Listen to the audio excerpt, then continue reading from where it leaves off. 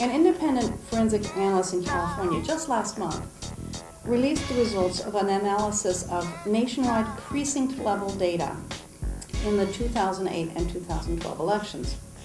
Among the things they looked for was evidence that the primary results varied by the size of the precinct. Now again, think like a criminal. You don't want to alter too much the votes in small precincts, because in small precincts, the people who look at the results are more likely to say, I know that precinct, that's not right. You alter the votes in large precincts, people are less likely to say that and more likely to say, who knows? So they worked on that hypothesis that they'd find, if someone was shifting votes, they'd find it more in the large precincts than the small. When they got done with their nationwide precinct analysis, the analysts could see that in one party's primaries, nationwide, precinct size made no difference.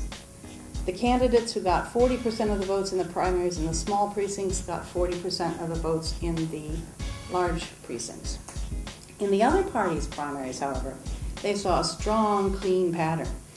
One candidate was picking up a larger and larger and larger proportion of votes as the size of the precinct increased, while other candidates got smaller and smaller and smaller proportions. The same pattern held when that candidate won the general election. Now, it doesn't matter for my testimony which candidate or party benefited from this statistical anomaly. As Karen pointed out, we can't do a lot now, but if you can, on your own, or try and get your colleagues involved, encourage the GAB to look at their opinion that our sworn election officials not being permitted to count the votes compared to the machine tabulations. When we say that to people, their jaws drop. And they drop even further when I say it's been opined that our election officials actually counting the votes on ballots that were put through the optical scan machines might be considered not the best way to avoid fraud, but the counting the votes could actually be considered to be fraud. There's a suggestion that our local election officials, if they count the votes, could be charged with election fraud. That's unacceptable. That turns our whole legal system on its head, too. In the English legal system we have, you're permitted to do anything that isn't prohibited. What they've done is they've turned to the continental legal system where you can only do what you're specifically permitted to do. So I think that's wrong. That needs to be addressed. And if you can do that, that'd be great. That would help for the November elections. We are a battleground state.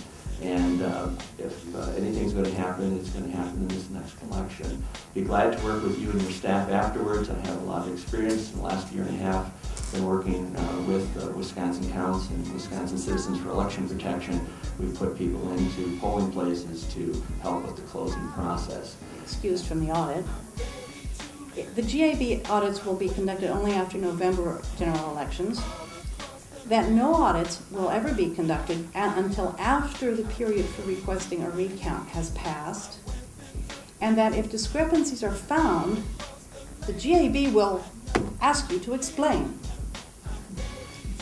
GAB audit rules, if you read them, seem designed to require multiple redundant tests to detect 19th century types of voting fraud, like stuffing the ballot box, and seem designed to be almost preventing local officials from looking for even the most readily detectable signs of 21st century type of fraud. Hackers, voting machine vendors, unethical partisans, and special interests already know everything I've told you today and more. But most importantly from my testimony today, the voters know this. Now, you probably heard local election officials say how much this affects their ability to do their jobs. This is hard on them. The lack of redundancy and the lack of transparency and the voter distrust this causes, makes citizens, it makes the local elections officials job hard, even the honest, upright ones.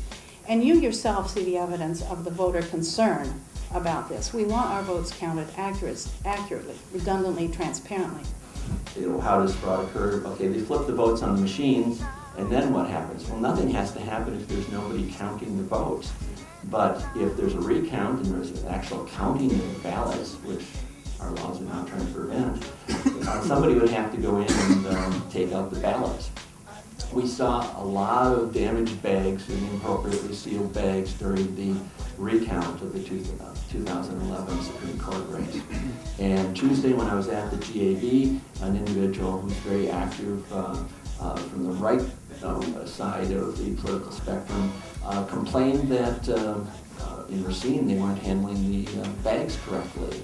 The bags were outside the chain of custody overnight, and 8 of the bags apparently had been ripped open. Well, what can happen?